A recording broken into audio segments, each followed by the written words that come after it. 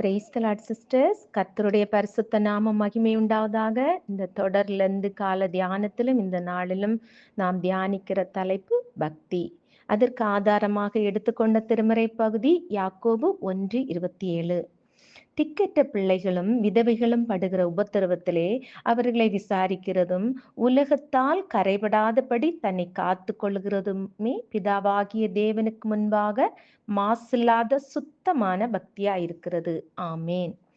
பக்தி என்பது இறைவன் மீது கொள்ளும் தூய்மையான தன்னலமற்ற ஆழ்ந்த அன்பாகும். அதை உலக மனிதர்களிடம் காட்டலாம். எப்படின்னா, ஆதரவற்றிருப்பவர்கள் உபத்திரவப்படுகிறவர்களுக்காக ஜெபிக்கலாம், கொடுக்கலாம், அவர்களை விசாரிக்கலாம். கடினமான பாதைகளில் செல்லுகிற தம்முடைய குடும்பத்தின் பிள்ளைகள், சுற்றி இருக்கிறவங்க, தெரிந்தவர்களை அவர்கள் தாண்டி அதை செல்வதற்கு நாம் ஒரு துணையாக இருக்கலாம். அடுத்ததாக, இன்னும் இந்த உலகத்துல நாம் வாழும்போது முடிந்த வரையிலும் நம்முடைய பேச்சில செயலில கரைபடாதபடி காத்து கொள்வதும் தேவனுக்கு பிரியமான பக்தியாகும். அடுத்ததாக நாம் பார்க்கும்போது கடவுள் பக்தி. பக்தி என்பது தேவனை நாம் தினமும் தேடுவது, தேவனை முழு மனதோடு நேசித்து அவரை தேடுவது, வேதம் வாசிப்பது, அவருடைய கட்டளைகளை கை கொள்வது, அது ஒரு உண்மையான பக்தி. அந்த சங்கீதம் 63:1 நான் பார்க்கும்போது, தேவனே நீர் என்னுடைய தேவன், அதிகாலையில் உம்மை தேடுகிறேன், என் ஆத்துமா உம்மை ஏங்குகிறது. நம்ம அந்த பக்தி இருப்பதன் மூலமாக தான் காலையில நம்ம இயேசப்பாவை நோக்கி பார்க்கிறோம். இந்த நாளை ஒப்பு கொடுத்து நம்ம அவரோட இருக்கிற அந்த அன்பு, அவரோடு இருக்கிற பக்தியின் மூலமாகவும் நம்ம அதிகாலையில் அவரை தேடி நம்முடைய ஆத்துமாவை உயர்த்தி அவரிடத்துல ஒப்பு கொடுக்கிறோம். எப்படி நமக்கு உணவு தேவையோ அப்படி நம்ம ஆத்துமாவுக்கு தேவன் தேவை. அதை எப்படி ஆராதனை செய்வது? அடுத்ததாக தேவனுடைய வார்த்தைக்கு கீழ்ப்படிதல். பக்தி என்பது அவருடைய வார்த்தைக்கு கீழ்ப்படிதல் ஆகும். யோவான் 16:15 நீங்கள் என்னிடத்தில் அன்பாயிருந்தால் என் கற்பனைகளை கை கொள்ளுங்கள். அது எப்படின்னா, பக்தி இருப்பதன் மூலமாக நம்ம எந்த சூழ்நிலையிலும் தேவனுக்கு உண்மையாக இருப்பதாகும். எந்த சிரமங்கள் வந்தாலும் அவரை விட்டு விடாமல் அவரை இறுக பிடித்து கொண்டு இருப்பது. ஒரு பக்தி உள்ள மனுஷன் உங்களை சாட்சி உள்ள வாழ்க்கைக்கு கொண்டு வரும். இன்னொரு அவன் பக்தி உள்ள மனுஷன் ஒரு இரக்க சுபாவத்திற்கு, சமாதானமாக வாழ்வதற்கு, பரிசுத்தம வாழ்க்கைக்கு நேராக நடத்தும். அடுத்ததாக நாம் தானியேலை குறித்து பார்ப்போம்.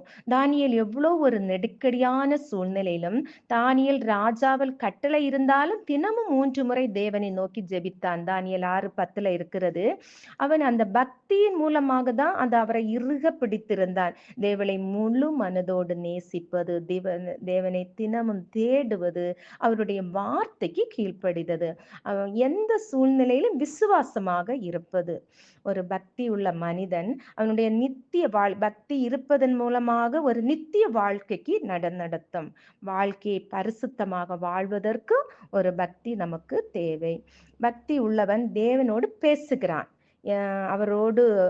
அவரை அண்டிக் கொண்டிருக்கிறார், அவரோடு தேவனோடு பேசுகிறான். ஒரு பக்தி உள்ள மனிதன் பாவ வழியில எந்த சூழ்நிலையிலும் நடக்க மாட்டான். யாக்கோபு 1:22 வார்த்தைகளை கேட்பவர்களாக மட்டுமில்லாமல் அதன்படி செய்கிறவர்களாயும் இருங்கள்.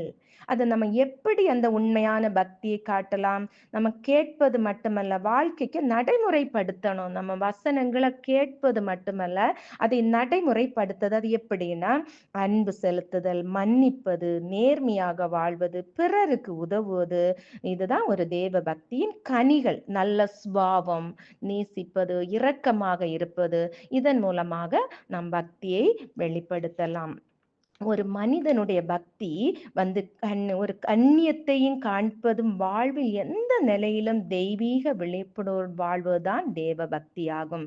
தேவ பக்தி என்பது ஆவி, ஆத்மா, சரீரத்தோடு தொடர்புள்ளது. தேவன் தாமே இந்த வார்த்தைகள் மூலமாக நாம் எல்லாரையும் பக்தியுள்ள வாழ்வுக்கு நேராக அழைத்து தந்து நம்மை ஆசீர்வதிப்பாராக. அன்பு நிறைந்த இயேசப்பா, எங்களுக்கு இந்த உண்மையான தேவ பக்தியை தாங்கப்பா.